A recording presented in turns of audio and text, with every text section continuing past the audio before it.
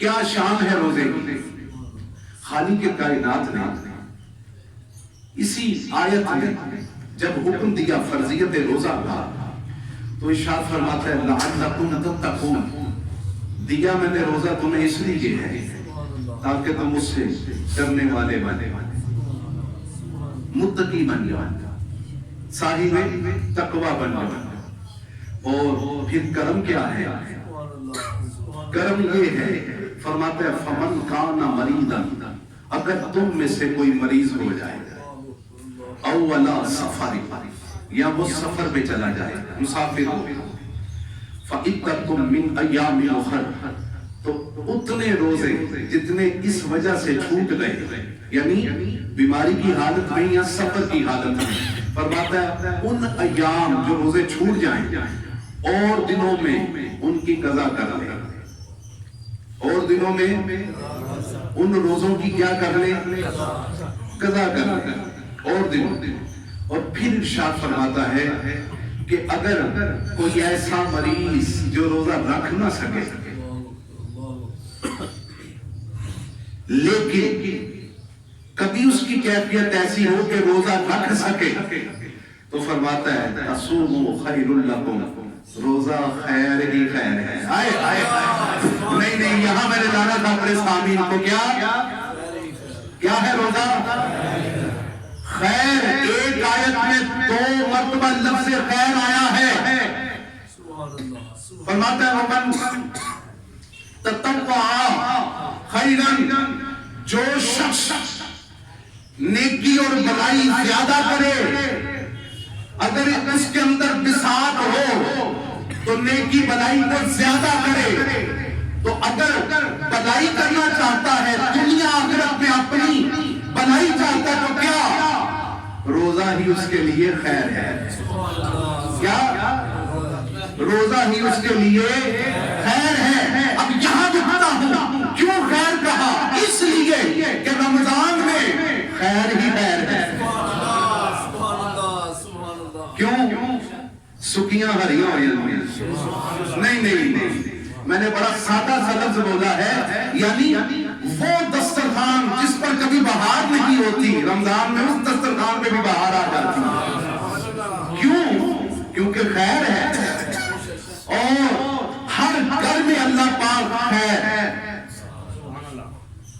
برکت اتارتا ہے، کاروبار میں رزق میں خیر برکت اتارتا ہے۔ یعنی اگر تمہیں روزہ دے رہا ہے تو ساتھ اس میں خیر بھی نازل کر رہا ہے، یعنی روزہ خیر ہی خیر ہے۔ اب ذرا جا کہ جس روزے کا عطا کرنے والا اسے خود خیر کہے گا، کیا کہتا ہے؟ خیر ہے۔ کبھی سوچنا، یہ نہیں کہ اپنی جان کو ہلاکت میں ڈال دو، نہیں، کبھی سوچنا کہ اگر روزہ رکھ کے توبہ نعوذ باللہ کوئی نقصان ہوتا تو اسے وہ خیر نہ کہتا۔ یہ جملہ میں نے پہنچانا تھا پیچھے تک، جو سامعین ہے بڑی توجہ رہے، خیر ہی خیر ہے۔ اچھا، رخصت دے کے اسے خیر کہہ کے بڑی توجہ رہے۔ پھر سحری کے انوار کو بیان کرتا ہے، ارشاد فرماتا ہے کہ رمضان کی جو راتیں میں نے تم پر حلال کی ہیں، فرماتا ہے کب تک؟ اس کے سفر کو بیان کیا، فرماتا ہے جب تک سفید ڈورا سیاہ ڈورے پر غالب آ جائے، تب تک سحری کے وقت تک تمہارے لیے رمضان کی راتیں حلال ہیں۔ اور بڑی توجہ رہے، بعض لوگ بنا کیا کرتے ہیں، وہ اس آیت کا مفہوم یہ سمجھتے ہیں صاحب کہ ایک طرف سیاہ داغا رکھو، ایک طرف سفید داغا رکھو، اور اندھیرے میں اسے دھک کے چیک کرو کہ جب سیاہ داغا نظر آنے لگ جائے تو اس وقت تک روزہ نہیں۔ اس کا مقصد یہ نہیں، بڑی توجہ رہے، سورج مسلسل گردش میں ہے کہ نہیں؟ اس کے حکم پر وہ گردش کر رہا ہے. جو اس کی منزلیں اللہ نے چاند کی مقرر کی ہیں, جو سورج کو راستہ دیا وہ اس پہ چلتا رہتا ہے. بڑی توجہ رہے, خالق کائنات نے اسی طرح رات اور دن کو بھی مسلسل سفر عطا کیا ہے. کیا رات اور دن کو بھی مسلسل سفر عطا کیا ہے. رات ہوئی, اندھیرا چھا گیا, جو صبح صادق کا وقت قریب آتا ہے, خالق کائنات نے آسمان کو اس انداز سے بنایا ہے کہ سیاہ چادر سے سفیدی کی چلمن, یعنی سیاہ چادر رات کی اس میں سے چھٹ کر دن کا اجالا نکلتا ہے. تو خالق نے اس سفر کا بیان کیا کہ رات کا وقت زیادہ گزر چکا ہو اور سفیدی غالب آ رہی ہو, قریب آ رہی ہو, اس وقت تک تمہارے لیے رمضان کی رات حلال ہے. یہ ہے اس کا مقصد. بڑی توجہ رہے, کیونکہ یہ بہت اہم مسئلہ تھا کہ جو میں نے آپ تک پہنچا دیا. یعنی تعین وقت کا, زیادہ وقت رات کا گزر جائے اور صبح قریب آ جائے.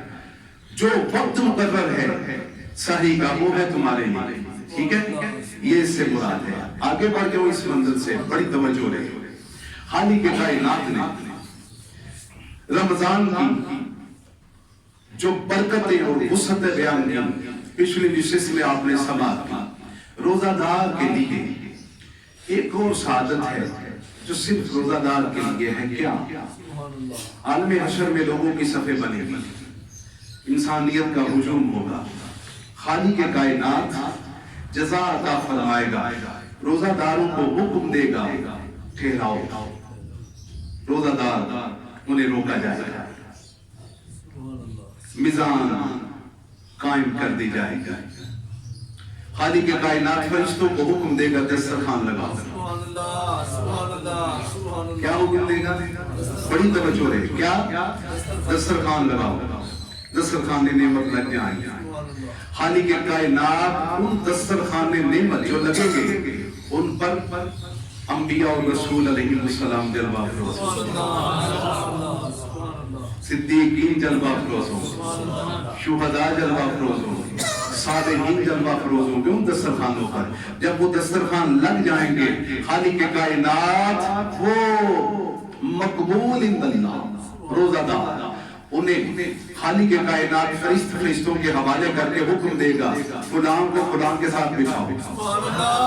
نہیں میرے سامنے بڑی بے توجہی کر گئے اس جملے پر. فلان کو فلان کے ساتھ, فلان کو فلان کے ساتھ, فلان کو فلان کے ساتھ. یعنی روزہ دار کو صرف میزبانی پروردگار کی یہ شرط ملے گا, بلکہ جن کے ساتھ دسترخوان نعمت پہ بٹھایا جائے گا وہ عام ہستیاں نہیں, بٹھا دیا جائے گا دسترخوان نعمت بچھے ہوں گے. اور پھر کچھ روزہ دار ایسے بھی ہوں گے کہ جو سچے پکے حقدار ہوں گے, جس کے حقدار ہوں گے اسی کے ساتھ بٹھایا جائے گا.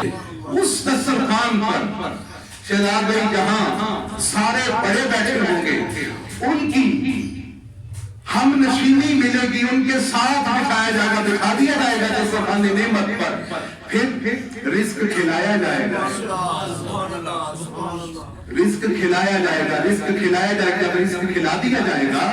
اب آیت پڑھ دوں ذہن میں, یہ آیت سفر کر رہی ہے, اپنے سامعین کو ہدیہ کرنے لگا. فی مقعد صدق عند ملیک مقتدر, وہ صدق کی محفل میں بیٹھے ہوں گے. کہاں بیٹھے ہوں گے؟ صدق کی محفل میں بیٹھے ہوں گے, حقیقی بادشاہ مقتدر کے پاس. یعنی میزبانی خود پروردگار فرمائے گا. اس محفل میں انبیاء علیہ السلام, صدیقین, شہداء, صالحین ہوں گے, اور دسترخوان نعمت پر روزہ داروں کو بٹھا دیا جائے گا, بزم صدق میں بٹھایا جائے گا. قرآن میں آج ہی حوالہ دے رہا ہے, اس بزم صدق میں بٹھا دیا جائے گا, لوگوں کا حساب ہو رہا ہوگا. ٹھیک ہے, آگے بڑھ جاؤ اس منزل سے. پھر وہاں سے مہمان جو ہیں کھانا کھانے کے بعد اٹھیں گے, صبح جنت لے جائے گا. آخری جملہ آج کی نشست کا بڑی توجہ ہے. صبح جنت لے جائے جائے گا. جب روزہ داروں کا وقت صبح جنت چلے گا, کن کے ساتھ؟ یاد رکھیں, جن جن کے ساتھ مودت ہوگی, جس جس کے ساتھ محبت ہوگی, اسی کے وقت وہ نمائندگی کرے گی. وہ ہستی آگے, لیڈر آگے ہوگا, ماننے والے پیچھے ہوں گے. اس طرح وقت جائیں گے. خالق کائنات سورہ مریم کی آیت میں بیان کرتا ہے کہ وہ لوگ جنہیں ہم نے صاحبان مودت بنایا ہے, وہ قافلے کی سالاری کریں گے, پیچھے ماننے والے ہوں گے. پھر خالق کائنات کے بندے جب دروازے جنت میں پہنچیں گے, جنت کے 8 دروازے ہیں, سبھی مزین ہوں گے, لیکن فرمائے گا رکو, روزہ داروں کے لیے علیحدہ دروازہ بنایا. روزہ داروں کے لیے علیحدہ دروازہ بنایا. نام کیا ہے؟ باب الریان, تازگی کا دروازہ. ادھر روزہ دار داخل ہوگا, تازہ دم. آخری جملہ پوچھا جائے گا, کبھی مصیبت دیکھی ہے, کبھی پریشانی دیکھی ہے؟ جواب آئے گا, میں تو اس لفظ سے آشنا نہیں. غور کر کہ صدقہ جن کا جنت مل رہی ہے, دروازے میں